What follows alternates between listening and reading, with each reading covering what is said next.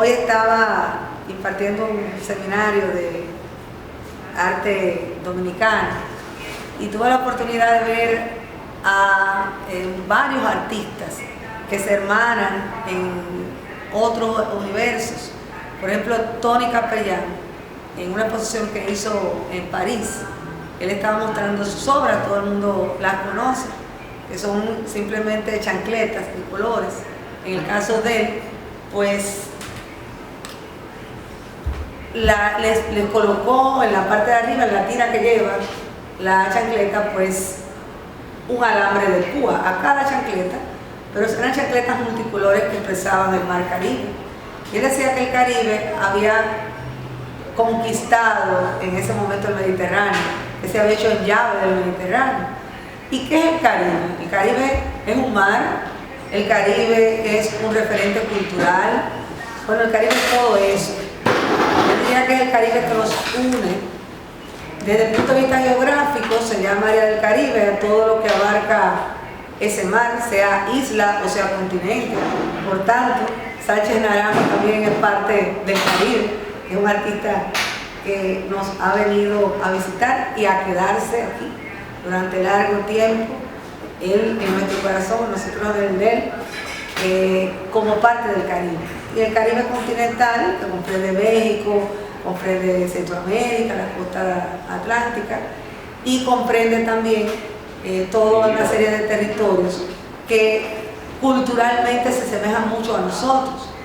Está también el Caribe insular, donde están las Antillas mayores y menores, y al mismo tiempo es diverso, porque si nosotros nos ponemos a observar, somos hijos de metrópolis diferentes. En algunas áreas se habla el inglés, en otros se habla el francés, en otros incluso se habla el holandés, como son las Antillas holandesas, y por supuesto el idioma predominante en el país, que es el español, sobre todo en el área de las Antillas mayores. Pero hay algo que nos une, que es ese mestizaje, ese sincretismo, esa raíz africana y esa raíz taína, que en casi todos los lugares es común. Cuba no, Cuba tiene una parte que es taína, pero otra parte había otras poblaciones indígenas, como los guanatabeyes y guanacabibes, que vinieron de América del Norte. El Caribe, por tanto, es luz, es sincretismo, es color, es vida y es esperanza. Es alegría y resiliencia. El Caribe no se ha hecho solo de risas, se ha hecho solo de lágrimas, también se ha hecho de sudor, se ha hecho de dolor, pero siempre, y eso creo que es la costumbre de todos nosotros, cuando el dolor existe, nos reímos de nuestra propia desgracia, de nuestro propio dolor, y le damos un poco de luz a cada momento que pueda ser oscuro de nuestra vida. ¿Qué artistas han trabajado la temática cultural del Caribe? Pues muchos. En Cuba, por ejemplo, en el siglo XIX, hubo un gran pintor que se llamó Esteban Chartrán, que se dedicó al paisaje, pero como él había estudiado en Francia con Courbet y los realistas, pues vino de allá con la luz matizada de esos lugares, y la crítica, ya en el siglo XX, le señalaba ese punto. Es muy hermoso el paisaje, es muy realista, pero la luz no es la luz del Caribe. Sin embargo, a la medida que fue pasando el tiempo, personajes como Romagnac, por ejemplo, que también trabajó con mucha habilidad la figura humana, empezaron a pintar marinas de los cayos de Cuba, llenos de luz, de fantasía, utilizando colores arbitrarios, pero los colores de la emoción que él sentía cuando miraba esas aguas del mar. Ya mucho más adelante, en los finales del siglo XX hasta la actualidad, tenemos un gran paisajista cubano, que es Tomás Sánchez. Tomás Sánchez, que es una mezcla de imperialismo y surrealismo, que comenzó pintando paisajes idílicos y terminó pintando los basureros, el cómo las aguas, el mar, las personas arrastran toda esa basura, toda esa contaminación, todos esos plásticos que dañan el medio ambiente. Incluso hay una obra de él que es un Cristo que está en medio de un basurero y desde los alrededores se logra ver toda la belleza del paisaje. Si vas a Puerto Rico, pues tienes desde finales del siglo XIX un Francisco Oller que trabajaba temas caribeños como el velorio, el famoso baquiní. Ustedes saben que en la serie de creencias de la religiosidad popular se establece que el niño, cuando es pequeñito, se va a una especie de limbo o paraíso, que es un angelito, aunque no ha sido bautizado todavía, pero no ha pecado, y que intercede por la familia. Por tanto, a ese niño no se le puede llorar, hay que despedirlo con alegría porque es un ángel que va a interceder por el resto de la familia. Y ese tema, él lo trabaja en una obra bellísima que se llama El Velorio. Curiosamente, la obra fue muy criticada porque el que mira al niño es el moreno, es el negro que mira con amor al niño. Sin embargo, el sacerdote que ha venido a la misa, y mire que yo soy católica, pero estoy escribiendo una obra que así mira al cerdo en puya que están preparando los demás. Entonces es una obra llena de crítica y de sentido del humor, que fue por supuesto muy criticado por las personas de esa época que tenían una moral muy rígida en estos aspectos. Está también aquí en la República Dominicana, o están también muchos paisajistas, muchos artistas, incluso los españoles que llegaron acá. No me estoy refiriendo a los españoles que llegaron con Colón, sino a los que vinieron en finales de la década del 30 y sobre todo en la década del 40, huyendo de la guerra civil española. Un Gausach, por ejemplo, que se enamoró de los paisajes, de las frutas del Caribe, y que tuvo como discípula predilecta a Clara Ledesma, a la que le legó ese amor por la geometría, ese amor por lo, en cierta forma, onírico y surreal. Ella retomó muchas formas y a través de estrellas, flores, las llevó a un contexto aún más dominicano. Tenemos también a todos los artistas de la década del 60, 70 y 80 que trabajaron el tema del mestizaje, que ya venía con Jaime Colson, que ya venía con Celeste José Gil desde los comienzos del siglo XX. Esa búsqueda del sentido de la identidad que podemos ver en todos. Elvis Avilés también en sus obras, que mezcla elementos de la figuración y la abstracción, lo vemos. Genaro Phillips, cuando tú ves una obra de Genaro Phillips que habla el corazón de la Ullama, pues ahí entonces todos terminamos el dicho: del corazón de la Ullama solo sabe el cuchillo. Entonces todo eso es un Caribe que nos une y que ha enamorado al pintor del cual vamos a hablar en el día de hoy, que es Jonathan Sánchez Naranjo. Pero me encanta su nombre artístico, son sus dos apellidos, Sánchez Naranjo. Sánchez Naranjo viene de San José, Costa Rica, donde fue estudiando el tema del paisaje urbano, donde se congregó con otros jóvenes artistas, y por asuntos laborales vino a la República Dominicana. Él es arquitecto, y en la época de la pandemia aquí quedó varado para su bien, y en ese vararse, en ese quedarse, tuvo también el encanto de la captura, porque la República Dominicana secuestró un amor a Sánchez Naranjo.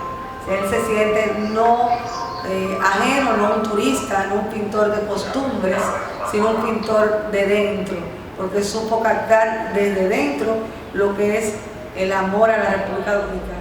Cuéntanos de qué te lleva a pintar, de dónde viene esa fuente de inspiración. Todos los arquitectos tienen ciertos elementos de dibujo, pero yo quiero oírlo de él. Pues lo lleva a dejar un poquito a un lado su oficio de arquitecto y refugiarse en este mundo del color. Bueno, primero muchas gracias a todos los que están presentes. Les agradece con mucho ahí este tiempito que sacaron para venir y compartir con ustedes. Igual muchas gracias a la maestra por esa interpretación tan bonita de lo que estamos viendo. Con respecto a lo que me llevó a pintar, en realidad fue la desesperación del encerronazo que pasamos todos, básicamente. Fue la terapia, el psicólogo que tuvo en ese momento, ¿verdad? Pero muy aparte de eso, porque incluso por las obras que comenzó en ese tiempo son aquellas de allá que no tienen escenarios, sino que son puras figuras, ¿verdad? Ya después, cuando terminó el encerrón, ya empezó el escenario, que es este país, que es la isla, ¿verdad? A andar en juego, y ahí sí hubo una dosis muy fuerte de inspiración, ¿verdad? Ya de ganas de plasmar plasmar en otras formas, ¿verdad? Y aprovechar ese impasse para plasmar en un lienzo, ¿verdad? ¿Qué técnicas prefieres? ¿Cómo es tu proceso creativo? Pues yo un poco lo describí, pero viniendo de ti es mucho mejor. Explícanos. Pues igual aquellos que están atrás, al principio era grafito, al inicio con el boceto, y de ahí se trasladaba al lienzo y se pintaba sobre el lienzo en acrílico, ¿verdad?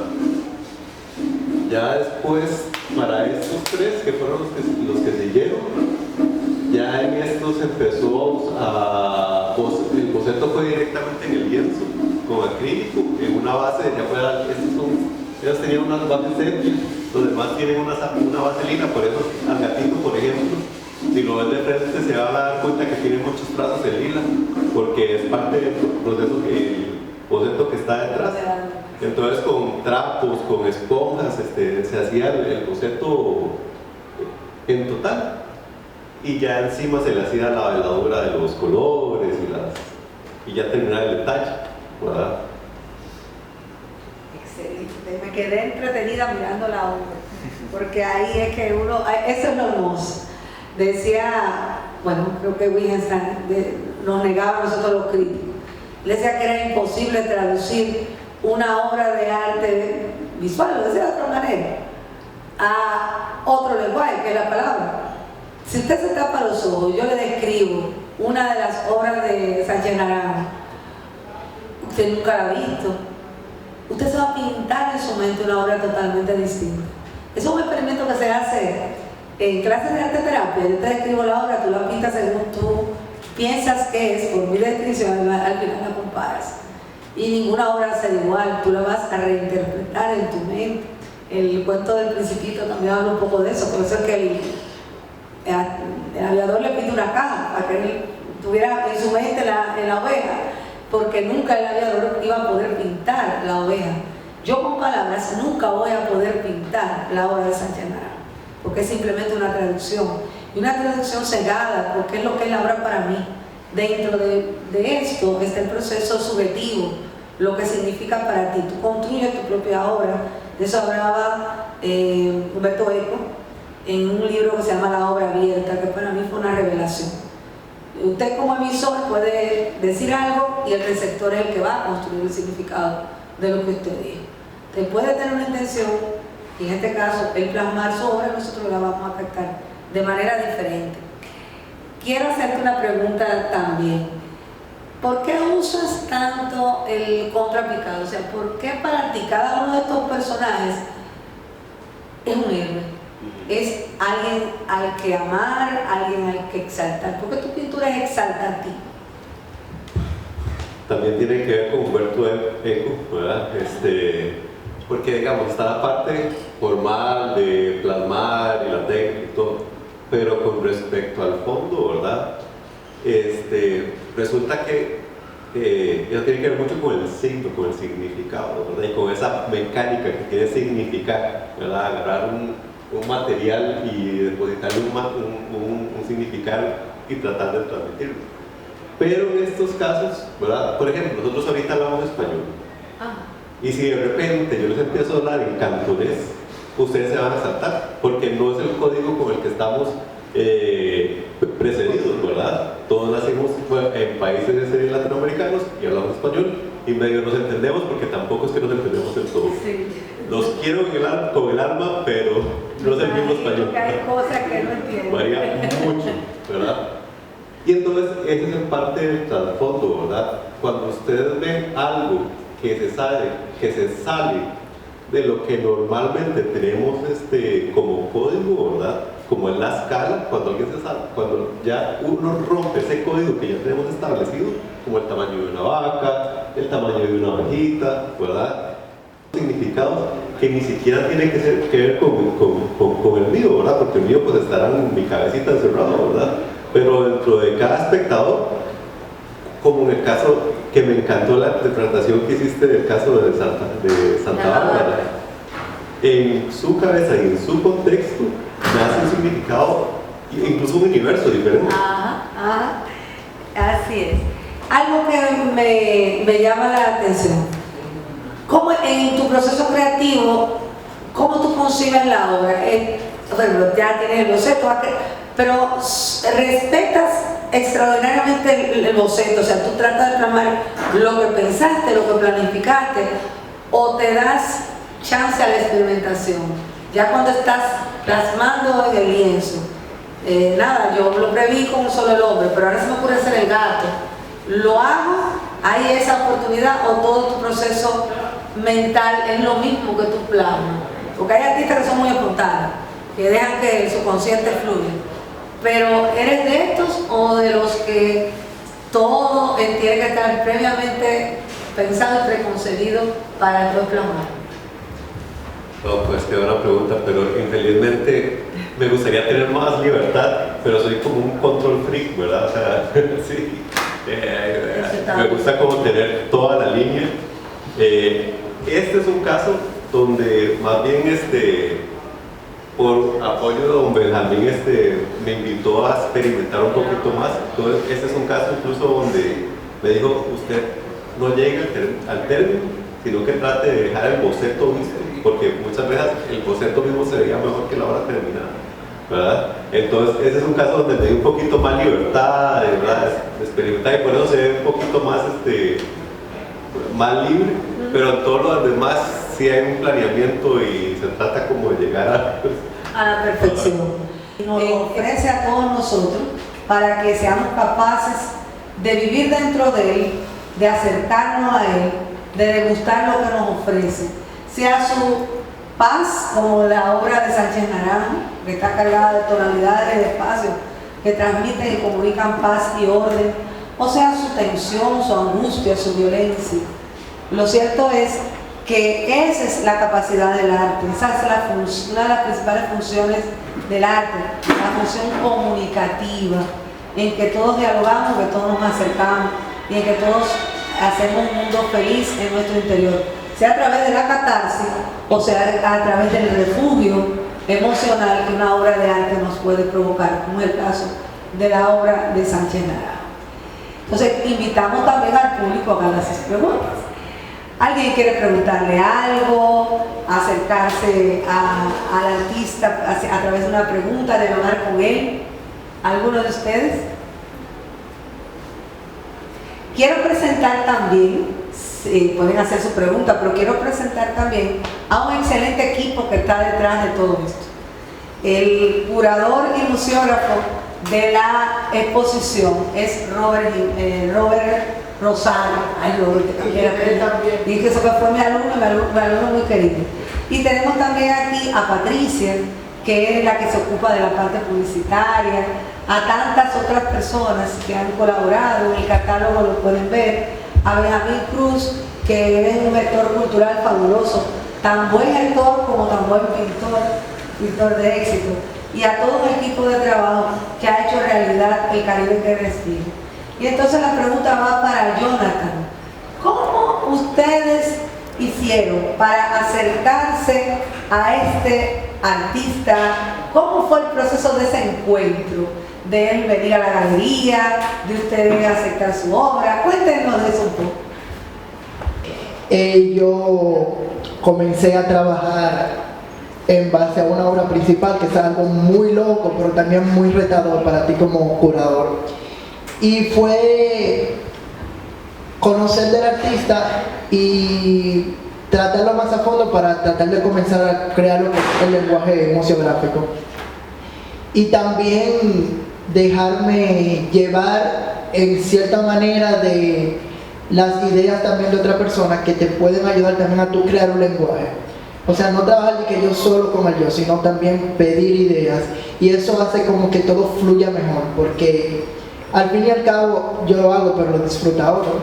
Entonces creo que el plus que tuvo esta exposición fue trabajar directamente con un artista vivo, donde yo no supuse, sino que yo trabajé en base a su idea, combinado con mi idea, y también estar rodeado de colaboradores que aportaron a que todo se viera bien. O sea, creo que eso fue lo más genial de todo.